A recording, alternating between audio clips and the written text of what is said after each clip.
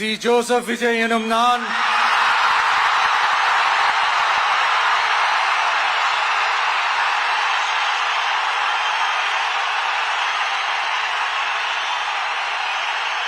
சட்டப்படி அமைக்கப்பெற்ற